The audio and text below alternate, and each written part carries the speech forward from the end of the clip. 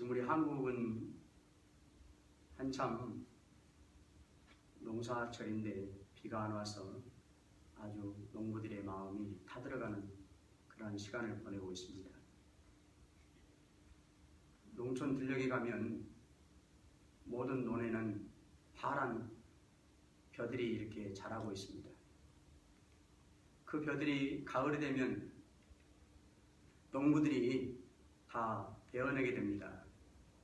봄에 사실은 뭐 한 포기씩을 심었는데 가을에 추수할 때 보면 그 한 포기 벼에서 많은 이삭들의 열매를 거두어드립니다.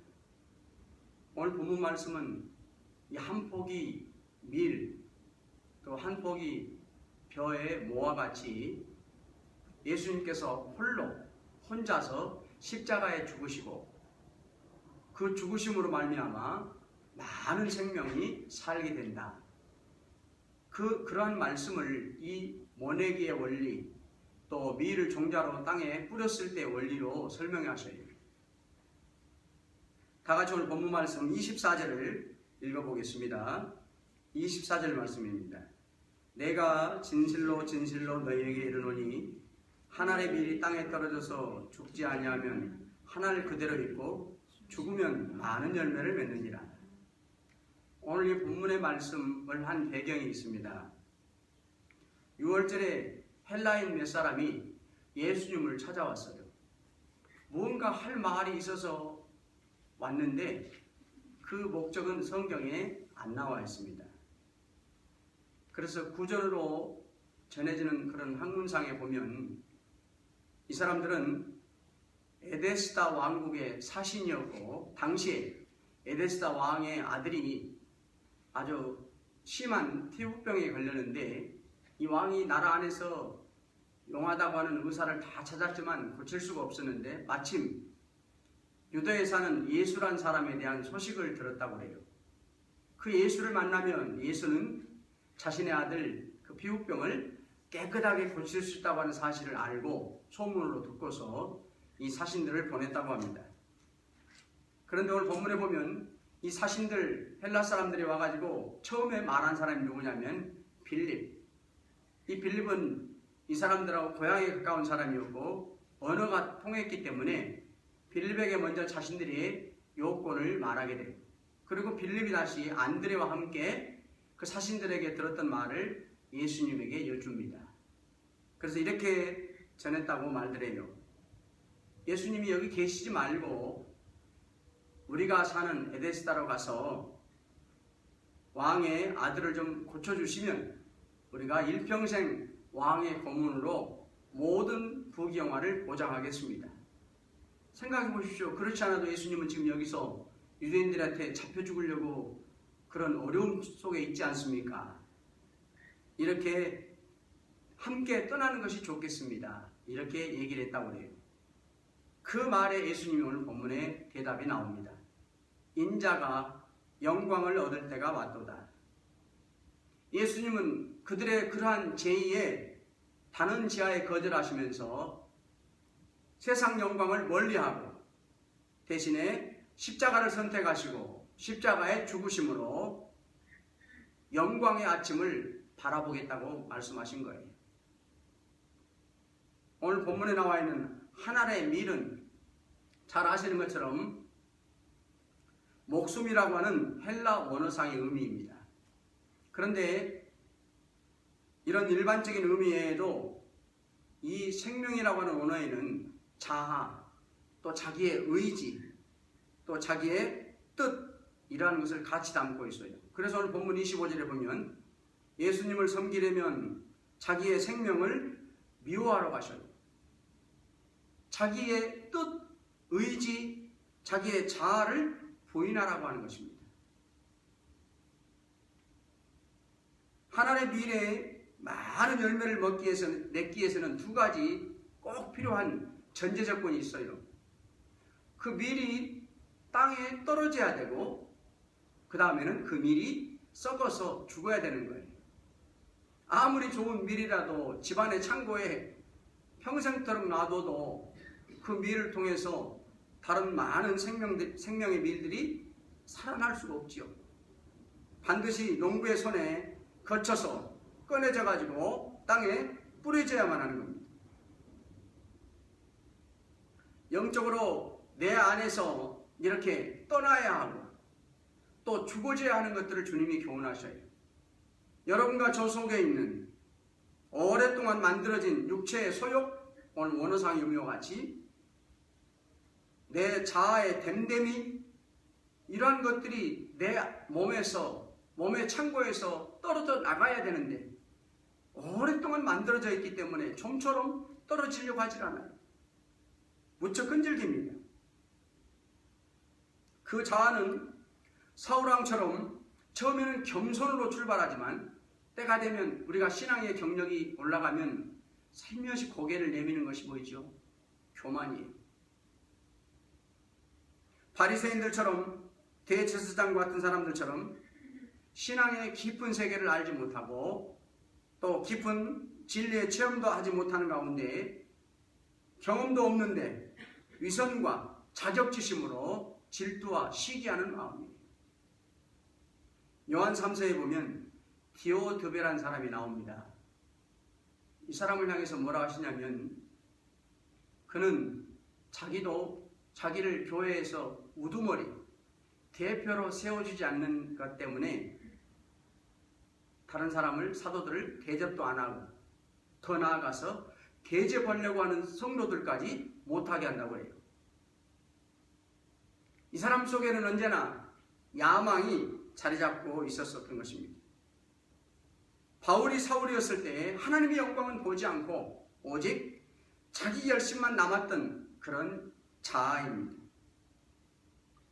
또 성도들 가운데에는 자신은 다른 사람보다도 더 거룩하다고 하는 그러한 종교적인 자아도 있습니다. 이러한 것들이 오늘날 성도들에게서 떨어져 나가야 하는 그러한 미래 씨앗입니다. 내게서 떨어져 나가고 결국에는 땅에서 죽어지고 썩어지게 하는 것들입니다. 이처럼 육신의 자아를 내 몸에서 떨쳐버린 사람이 바로 모세입니다.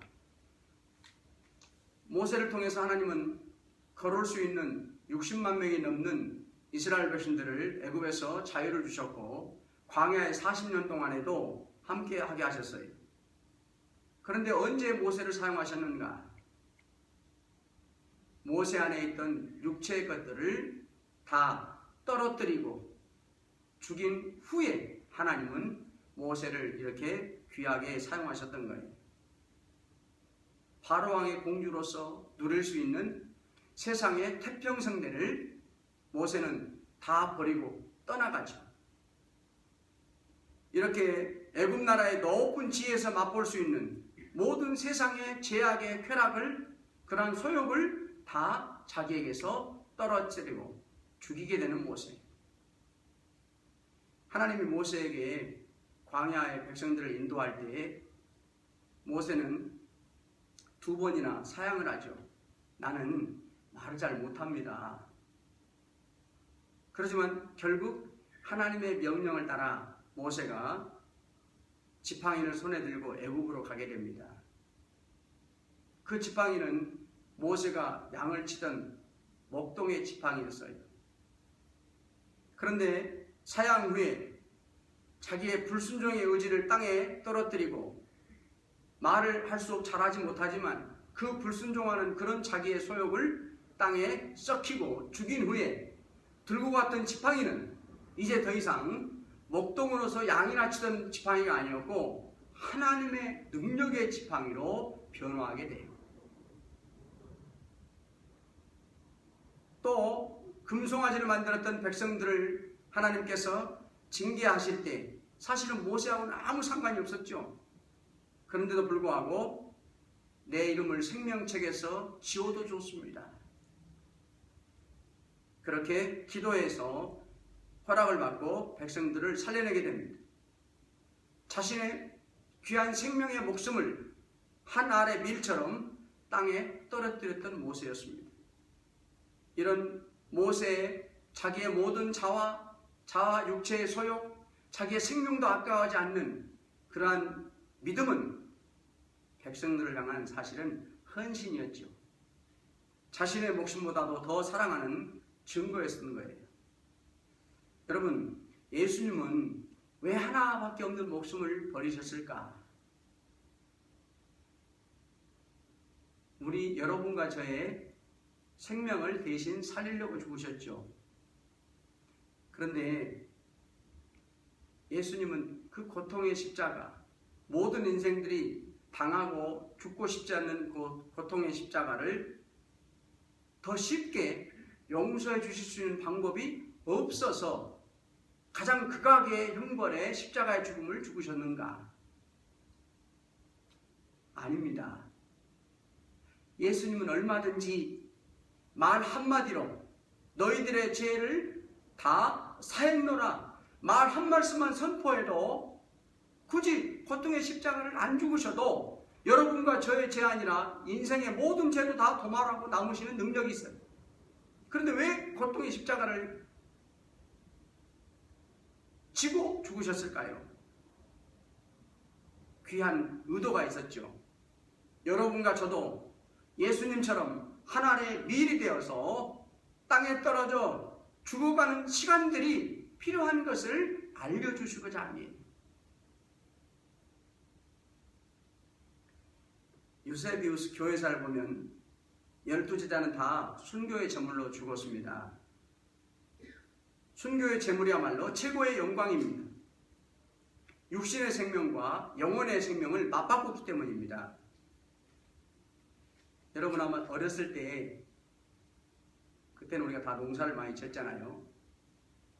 밭에 논에 봄날에 보리에 새싹이 돋아나죠. 초겨울에 늦가을에 뿌린 그 보리에서 그때 보리 파릇파릇한 보리 나물 무쳐 먹고 국 끓여 먹으려고 그 파랗게 올라온 그 보리싹을 뽑아보면요, 거기에는 작년에 심었던 그 보리 알맹이가 달려있어요.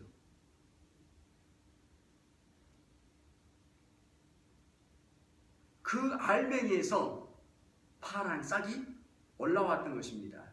그런데 시간이 지나고 수확 때 보면 그 뿌리에 달려있던 보리 알맹이가 하나도 없는 것을 봐요. 다 어디로 가버렸습니까? 모두 땅 위에 이삭으로, 싹으로 다 올라와 버린 겁니다.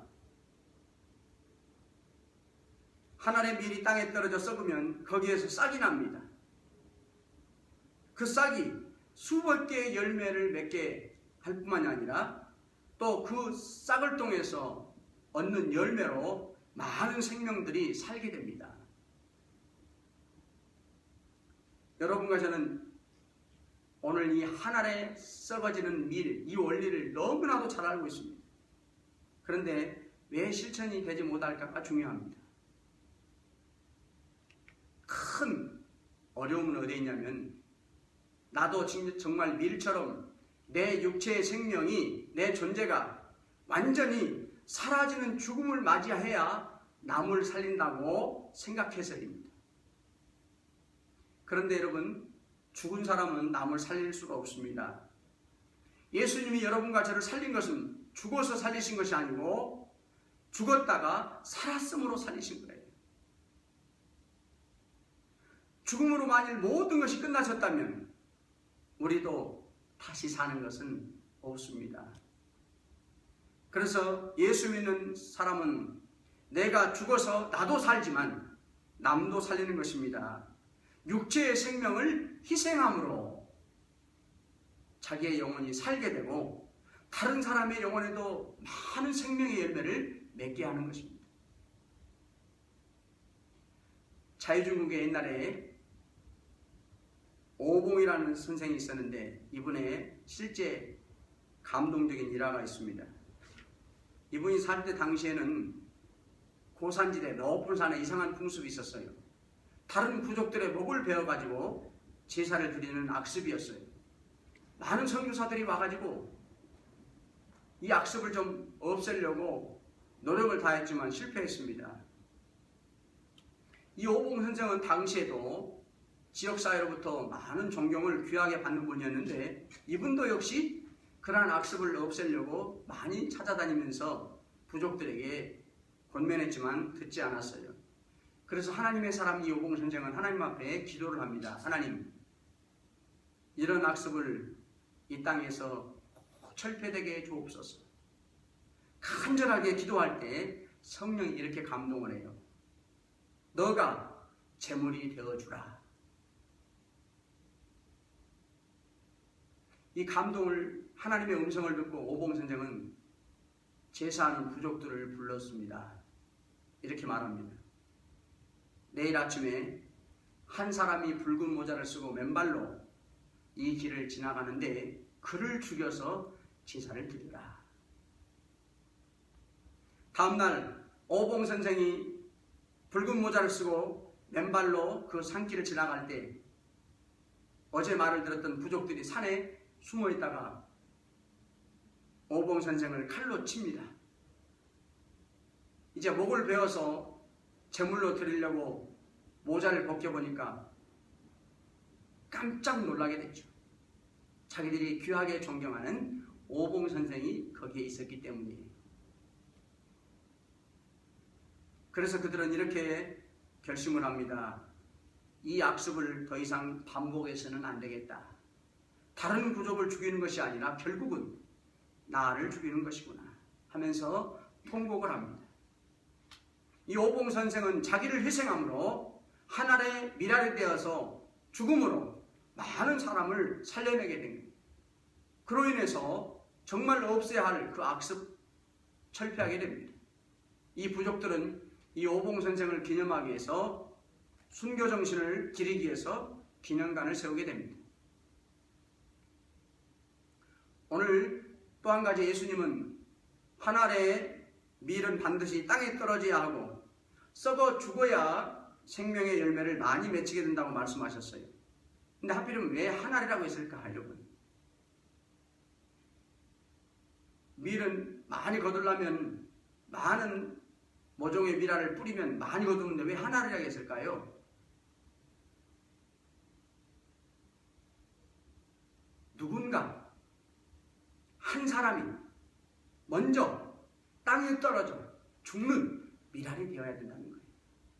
누군가가 한 사람이 먼저 나서는 사람이 있어야 된다는 겁니다. 이렇게 성경에 보면 하늘의 밀알이 남이 아니고 자기가 제일 먼저 된 사람이 에스더죠. 이 에스더는 바사의 아하수에로 왕의 왕비로 살았지만 하만에게 이 왕이 모함에 넘어가가지고 자기와 같이 포로로 잡혀와 살던 모든 유다인들이 죽을 위기에 처할 때 그 소식을 듣고 왕비였지만 3일 동안의 금식을 결정하고 기도 후에는 왕이 부르면 가야 하는데 안 부르면 갈 때에는 죽임을 당할 수도 있지만 당당하게 나아가서 왕에게 간청해서 자기 민족들을 살려내게 됩니다. 역시 이 에스더 정말 3일 금식을 선택하고 죽으면 죽으리라고 하는 그런 당당함으로 백성들을 살려낸 그러한 하늘의 미랄이 됐던 가장 큰 원동력도 역시 모세와 같이 자기 민족을 사랑하는 그러한 마음입니다. 자기가 먼저 금식을 선택하면서 얼마든지 자기가 안 할 수도 있는 이치잖아요. 왕비니까요. 또 자기 삼촌이 하만에게 절하지 아니함으로 자기 민족이 다 죽게 당했는데 얼마든지 삼촌을 원망할 수 있었습니다. 삼촌이 저질러 놓은 일이니까 삼촌 혼자 해결하라고 할 수도 있었습니다. 그런데도 불구하고 자기가 제일 먼저 금식을 하면서 다른 백성들에게 전달하죠.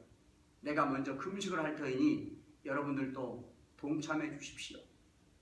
이게 에스더의 하늘의 맨 먼저의 밀의 썩어짐입니다. 땅에 떨어짐입니다.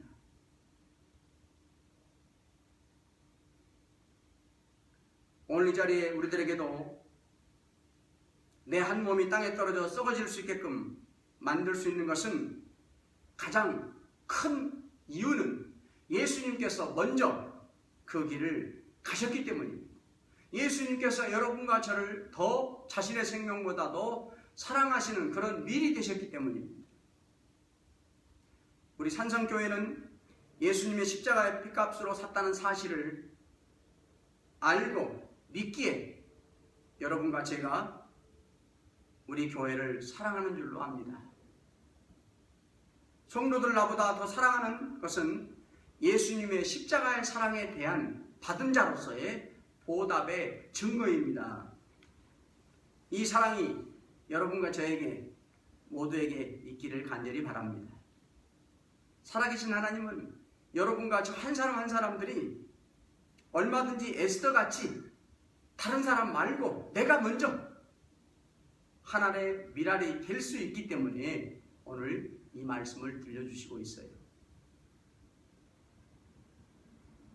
웨스트민스터 대성당 지하의 묘지에는 이런 글이 하나 적혀 있다고 합니다. 내가 젊고 자유로워서 상상력에 한계가 없을 때 나는 세상을 변화시키겠다는 꿈을 가졌었다. 좀 더 나이가 들고 지혜를 얻었을 때 나는 세상이 변하지 않으리라는 것을 깨달았다.